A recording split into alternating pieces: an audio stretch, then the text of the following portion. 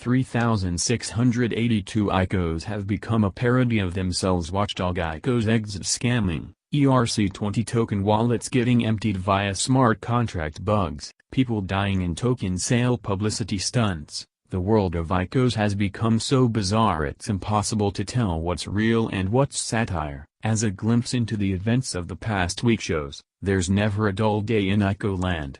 Nor is there a sane one.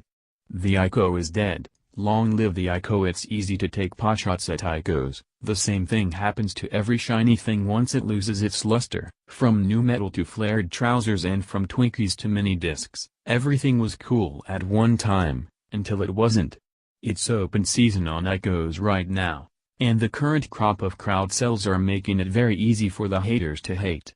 As Wikipedia explains, Bo's law is an adage of internet culture stating that, without a clear indicator of the author's intent, it is impossible to create a parody of extreme views so obviously exaggerated that it cannot be mistaken by some readers for a sincere expression of the parodied views. An examination of the past week's ICO news, or those of any preceding week for that matter, shows how hard it now is to determine what's real ICO news, what's fake news, and what's satire. 7 days in ICO land. Monday, June 4th. It emerges that a hacker has deposited an unfeasibly large amount of HADE tokens into forked Delta and IDEX before withdrawing 26.5 ETH. They did so by exploiting a vulnerability in HADE's token transfer code. Tuesday, Blockbroker, an ICO set up to unearth ICO exit scams. It's unclear whether that was always the joke or if the cruel irony was unanticipated by the project's backers. Meanwhile, the SEC's Jay Clayton speaks of ICOs taking bags of cash to the U.S. border. Wednesday, it's reported that one of the token distributors for the Chopin ICO has had its crypto wallet hacked and $10 million stolen.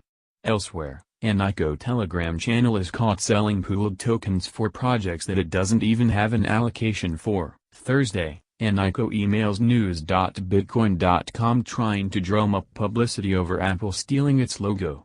Apple totally didn't. The same day, a travel writer known as Nomadic Matt launches the world's first book ICO. You fund it, he'll write it.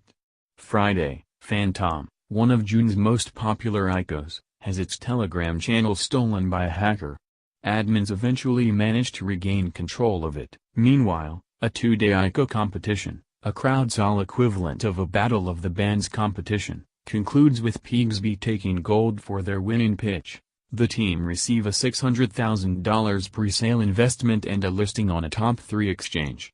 Pigsby Saturday, all eyes are on EOS, 2017's most hyped ICO, as it prepares its mainnet launch. There's just one problem, okay, a few problems. The identity of the block producer overseeing the voting process is being kept secret, which goes against the entire principle of blockchain transparency. Oh, and there's a shortage of tokens required for staking, forcing the project to print another 19,000 to push things through. Vice Ratings calls EOS a feudal kingdom with indentured servants. Sunday, the weekends as it began, with more suspicious deposits being made on IDEX. On this occasion, South Korea's CoinRail exchange is hacked and 2.6 billion NXPS tokens from the PundiX ICO are stolen. That's 3% of the total token supply. The contents page of the Ponzico white paper. But what about all the good things ICOs did? Easy as it is to ridicule ICOs, the vast majority are not scams and a fair number of these projects add value to the crypto economy.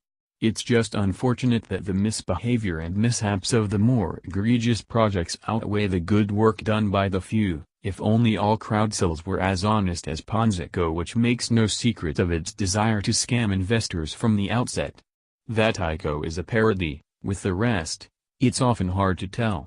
Do you think good ICOs get unfairly tarnished by the bad ones?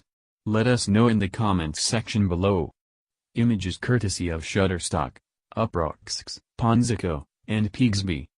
Need to calculate your Bitcoin holdings? Check our tools section.